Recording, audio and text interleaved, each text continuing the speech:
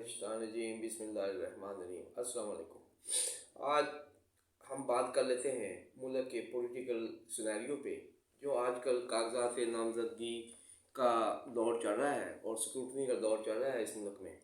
लेकिन अफसोस की बात यह है कि क्योंकि मैं भी एक वकील हूँ और प्रोफेशनल वकील हूँ, इसलिए मैं सबसे पहले जिन वकीलों के साथ ज़्यादती की है पूरे मुल्क में, इलेक्शन कमीशन ने या उनके पीछे दर पर्दा जो इस्टेब्लिशमेंट है, उन हमारे भाइयों को उठाया है उन्होंने। उसमें बड़े बड़े नाम भी हैं वकीलों के, पेशावर से लेकर कराची तक। मैं उसकी पुरज़ोर मज़म्मत करता हूँ, क्योंकि ये जुल्म है और इंतहाई जुल्म है। ये इस्टेब्लिशमेंट पता नहीं क्या चाहती है इस मुल्क में। फिर जिसको आप लेके आए हैं उसको, आपको मैंने पिछली तकरीर में भी कहा था कि वज़ीर आज़म बनाना है तो वहाँ सदर ले जाएँ, वहाँ हलफ उठवा लें, वहाँ सदर पाकिस्तान मौजूद है। तो ये इतना लंबा काम करने का और ज़्यादतियाँ करने का और जुल्म करने का क्या ज़रूरत है?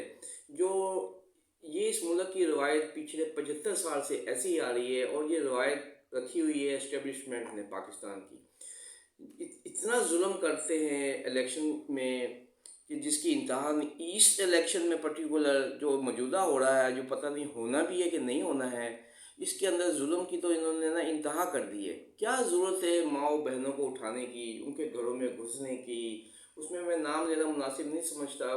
बहुत बुज़ुर्ग औरतें भी हैं, उनकी मिसालें हैं जो अभी तक जेल में हैं और उनके ऊपर मुसलसल पर्चे हो रहे हैं। उनके ऊपर नहीं हो रहे, उनकी बेटियों पे हो रहे हैं, उनके बेटों पे हो रहे हैं। मिसाल के तौर पे यास्मीन राशिद हैं जो मिनिस्टर रही हैं साहब, इतने पर्चों के बाद उनके बच्चों पे सुना है कि पर्चे दे रहे हैं, और जो कि बेचारी 80 साल की उम्र की हैं, कैंसर की मरीज से हैं, लेकिन कोई ख्याल नहीं है इस्टेब्लिशमेंट को। हालांकि उन इस्टेब्लिशमेंट के घरों में भी माएँ बहनें हैं, लेकिन सनम जावेद का नाम है, खतीजा शाह का नाम है, इसी तरह जरताज गुल है, वो भी रोपोश है।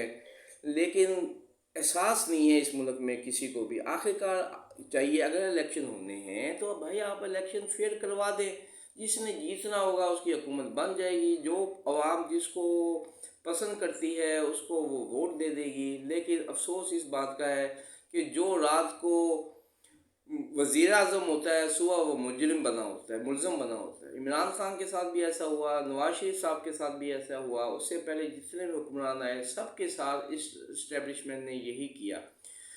इस्टेब्लिशमेंट को सोचना चाहिए कि ये हमारे अपने लोग हैं, आप भी हमारी ही मुल्क की इस्टेब्लिशमेंट है, इसको पॉजिटिवली ले लें तो मामला सारे हल हो जाए। सियासतदानों को चाहिए इस मौके पे, अगर कोई स्टैंड ले रही है पार्टी या उसका लीडर, तो सबको मिल के बैठ के सोचना चाहिए कि हम इस इस्टेब्लिशमेंट से कैसे गुजारा करें, कैसे छुटकारा हासिल करें।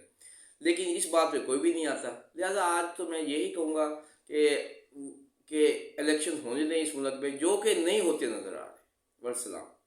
ओके।